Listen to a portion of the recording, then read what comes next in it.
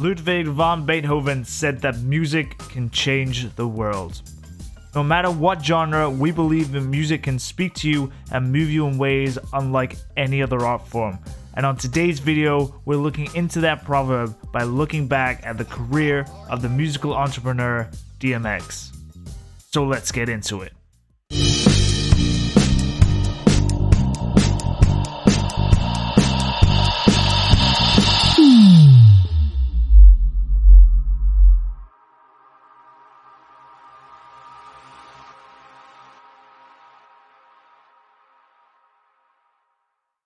Hello and welcome to the channel. My name as always is Jamie C, and today we have put together a video remembering the contributions of the American rapper Earl Simmons, or more commonly known as DMX or Danger Man X. Now sadly, Simmons passed away on the 9th of April 2021, and he leaves a legacy in music that spans over 30 years. Now before we go into this video any further, we want to pass on our condolences to Simmons' friends and families at this difficult time. Our thoughts are with you. Born in 1970, the future rap icon had a rather difficult upbringing, which saw him have several run-ins with authorities, amongst many dealings with drugs and substance abuse, but he also had an interestingly strong connection with stray dogs. Now these are all topics that play a huge part in his illustrious career. They're all topics in his albums, and they are also reoccurring chapters that he dealt with across his life.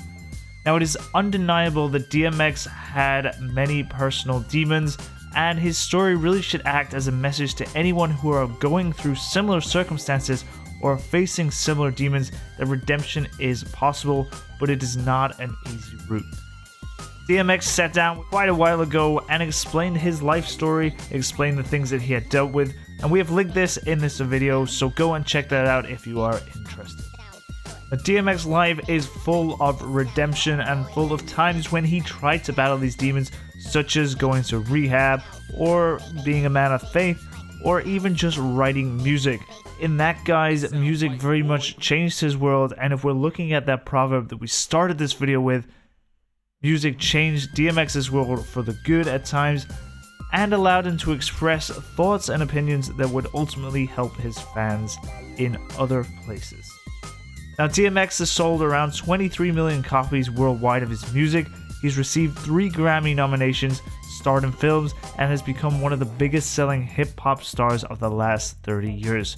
So despite all these demons, despite all these troubles, he is a musical icon that has left an impact on the music industry.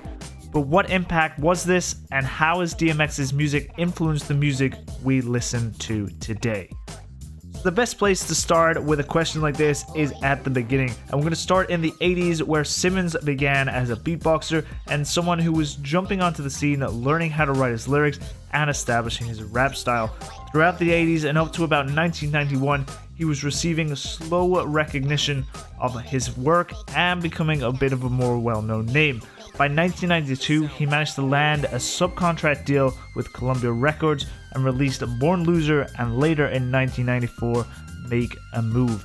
This deal allowed him to perform along the likes of Jay-Z, LL Cool, among many other artists, allowing him to learn, grow, develop, and write more. And by the time 1998 came around, DMX was in a position to take the world by storm. And 1998 saw the groundbreaking release of Get At Me Dog, which was then followed by his first album, It's Dark and Hell Is Hot, which hit #1 in the Billboard 200. This was one of many albums that would establish DMX as a household name. Later in 1998, he released his second album, Flesh of My Flesh, Blood of My Blood, which also hit #1. DMX then quickly bounced back with another album called And Then There Was X, which subsequently hit #1 for the 3rd time in a row. This album also features the very iconic and well-known Party Up in Here, which made him an internationally recognized star. So there is no doubt that the late 90s were pivotal for solidifying him as an artist on the scene, and established that his rough, breathy, and unique style of rap was a mainstream and a household name. But the importance of DMX does not expand solely to his ability to sell records. The 90s were a time when hip-hop saw giants like Jay-Z, Dr. Dre, Ice Cube, Ja Rule, Missy Elliott, and Snoop Dogg, and many more produce multi-platinum records. DMX is very much part of this illustrious crew, and these guys helped bring hip-hop back into the mainstream. It was a rather skeptical view by radio stations and many music producers about playing hip-hop in the popular sphere. 80s had left hip-hop with a very pessimistic outlook. A lot of people associate hip-hop with violence and thuggery. This is because there was a lot of uncompromising when it came to the subject matter, and also it was quite explicit. This has not helped, especially with the rivalry between Bad Boy Records and Death Row Records, which also led to the death of Biggie Smalls and Tupac. This group that include DMX, Ice Cube, and Jay-Z, to name a few, helped turn this whole notion on its head and bring hip-hop back into the mainstream. All of a sudden it became about expression, fight against hardship and struggle, rather than anger and violence against certain elements of society that bring you down. Now, there are no doubts that the likes of Jay-Z and Dr. Dre are the massive players in this movement. They are giants, so to speak, but we would argue that DMX stands shoulder to shoulder with these individuals. His work with the Rough Riders and of course his albums sold extensively in the United States and allowed his music and this general trend of hip-hop to perforate into so many homes. Def Jam Records recently published the following statement about DMX, and we think this sums it up so well. His message of triumph over struggles, his search for light out of darkness, his pursuit of truth and grace brought us closer to our humanity. Now, DMX's lyrics focused on soul searching and the dangers of livelihood and the dangers of living on the street and the dangers of life choices. It also focused on a lot of his troubles and his substance abuse, among many other things. This allowed, just as Def Jam have said, that his messages and his triumph over his demons allowed others to embrace what he was talking about. His musical style appealed to those who lived off the energy of the likes of Tupac, which hadn't really been seen in a while because of the negative name had been attributed from the rivalry with the two record labels. Arguably, he brought together a fusion of this old musical style, which had been somewhat tarnished, with a new musical style that had an empathetic message which a lot of people could relate to. Just like Def Jam have said, a lot of people saw characteristics in their life from his songs. They could pull their meanings and almost lose themselves in this music to help battle their demons. Now, another thing that endeared many to his music was the fact that it constantly changed with the trends of hip-hop. When hip-hop got a bit more poppy, it was a bit more poppy. When hip-hop was focused on more rap, it was more rap. Now, DMX's successes led him to appearing in films, but his successes also led him to have many legal battles involving taxation and things to do with his substance abuse. But despite all these battles, DMX released two further albums called The Great Depression and The Grand Champ, both hit #1, making him the first rapper to have 5 consecutive albums reaching #1 on the Billboard 200.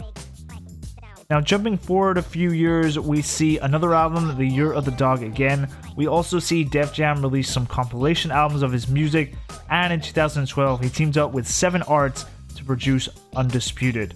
Now, obviously, there is the release of The Redemption of the Beast, which is a bit contested, so we're not going to really count that as an album, but these 2 other works that we just mentioned helped to push DMX's music into a new generation that hadn't heard him in the 90s, allowing his music to resonate with more people. Now, the latter years of his life, while delivering some more music, are largely tarnished by his substance abuse, but like we mentioned at the start of this video, there are lessons and stories that can be learned from his experiences, and just like taking the messages of triumph over struggle and his pursuit out of light and darkness from his albums, you can take this from the work that he had to do to try and battle his inner demons. Now, whether you like hip-hop or dislike the sound of DMX, there is no doubt that Simmons helped evolve hip-hop into a model where the likes of Eminem and many other future stars could catapult into absolute fame and stardom. He's not the sole protagonist in the movement, but certainly an important one in our opinion.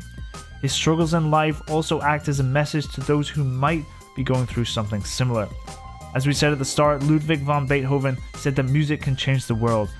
And music most definitely helped change DMX's world, allowed him to deal with the issues that he faced, perhaps deal with them for a longer time than he may have been able to. Throughout all of his career, Simmons tried to demonstrate that DMX was a different identity than himself. But we have to remember that it was an existential part of Simmons' character, and maybe a character that focused on a lot of the dark aspects in his life. Simmons was a man of faith, but he is also a musical entrepreneur who has left a massive impact on the hip-hop scene. Together, his life story offers so much to learn and explore and obviously enjoy. And we think it is fair to say that the words of Def Jam are absolutely true. He was nothing less than a giant for the music industry. Now let us know, guys, what you think of DMX's music in the comments, and also drop us a message on Twitter. We always love to hear from you. And today's video, we're going to end with some words from DMX himself.